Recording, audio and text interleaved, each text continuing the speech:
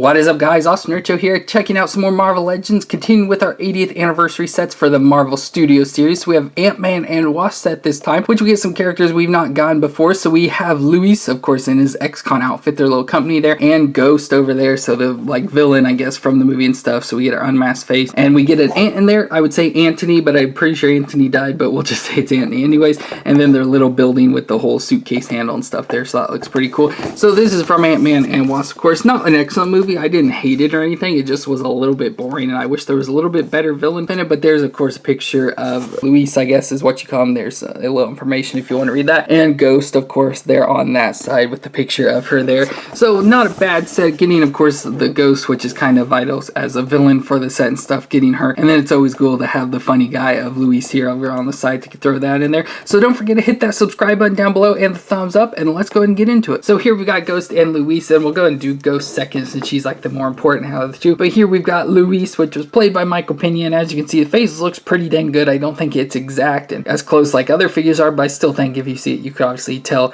that's who it is. And then he's just in a business suit here with the ex-con for his company there and everything, their security company and stuff. So he's got a nice blue jacket on, so suit jacket here. You can see the center, of course, it's loose and you could take it off. Got a nice white button-up shirt underneath with a tie that's all metallic and stuff. It's a metallic blue color with some gold on and stuff. Looks pretty nice there. And then he's got some khaki slacks on, but it looks like he's got boots on, so he should have, you know, some like nicer shoes on, you know, the nice like dress style shoes, but he's got some boots on there. But like I said, unfortunately, there's nothing too much about him and stuff. It's just he's a real funny character and stuff, and I love when he retells his stories and adds all the little tiny details that don't matter and stuff. But for moving stuff though, his head can nod and twist side to side. His shoulders can move up again. You have to kind of push in, especially because these shoulder pads there on the suit and everything, but they do rotate around. It's got the bicep twist, the double elbow joint, and the wrist that can twist around. And as you see there on his finger, he does have a ring there on his pinky. He does have a crunch, but of course the jacket is in the way, so you can't really do it too much, but he is crunching and stuff, just not too much. Twist at the waist. Legs come out a little less than 90, back a little out to the side some, and then the thigh twist, the double knee joint, and then the foot can flex and twist side to side, but the flex is a little messed up just because of the leggings here on the pants, like the openings, they don't allow the boots to move too much, so he's kind of hard to get to stand because his feet don't adjust too much, so you just have to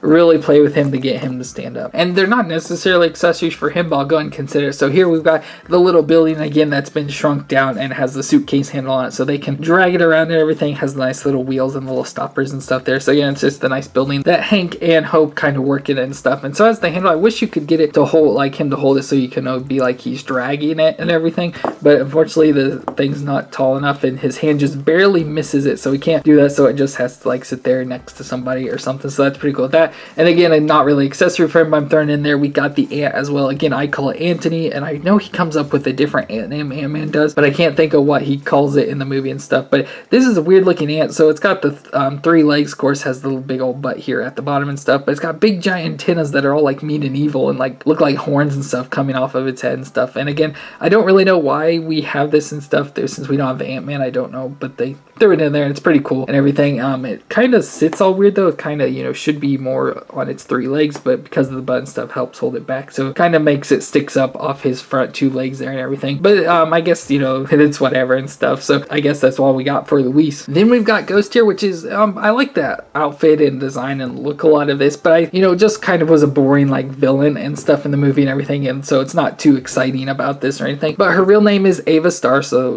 we see, you know, she is actually a real person and stuff, and a girl. And so her part of her powers or issues and stuff is quantum instability, and so she has a suit that was made for her by S.H.I.E.L.D., and she ended up working for S.H.I.E.L.D. after the accident that caused her to have this, and so she has the stuff we'll talk about, and this suit kind of helps stabilize her and it helps control her instability. But with her power, she is intangible, so she can become like a ghost, you know, like her name, and so you can see her but you can't touch her, and then she can turn invisible as well, so that kind of fits in there and helps her with her powers and stuff in her use for S.H.I.E.L.D. and everything, so she can get into places and everything. So it's kind of cool and stuff, but you know, overall just was kind of boring and everything. But again, we got her suit here and stuff, so I like the mask with like the stuff on the top. It makes her look, you know, like buggish and stuff with like the 2 eyes, and then the 2 additional stuff look almost like eyes, and then the center, so it looks like it almost has 5 eyes or something like that, so that's why it reminds me of a bug and stuff. But it's just an all like light gray and a little bit darker gray suit, and then it has some additional like the blue little dots there and stuff, but nothing too exciting or special about it. But it's a nice looking suit, but again, it's just not like something super special or crazy. For movements, her head can twist and nod just a little bit, but it has this hood on and stuff, so it can't move too much. The shoulders can move up and rotate around. She has a single elbow joint, but it has the rotation with it as well. And then the wrist that can twist around and flex. She has the ab crunch right under her chest and twist there as well. Her legs can come out, a little less than 90, back just a little bit out to the side some. Thigh twist. Has the double knee joint, and then the foot that can flex and twist side to side. And then continue on with the usual stuff of Marvel Legends and everything. For women, they for some reason have to give her like a high heel or something. I don't know why they always do that. It helps makes the characters harder to stand up and everything. But they gave like the thin little heel there at the back and stuff as a high heel. She doesn't come with much accessories except for an unmasked head here, so you can see it. So it looks like the actress of Hannah John Kamen, and I'd never really heard of her before this movie and stuff, but I think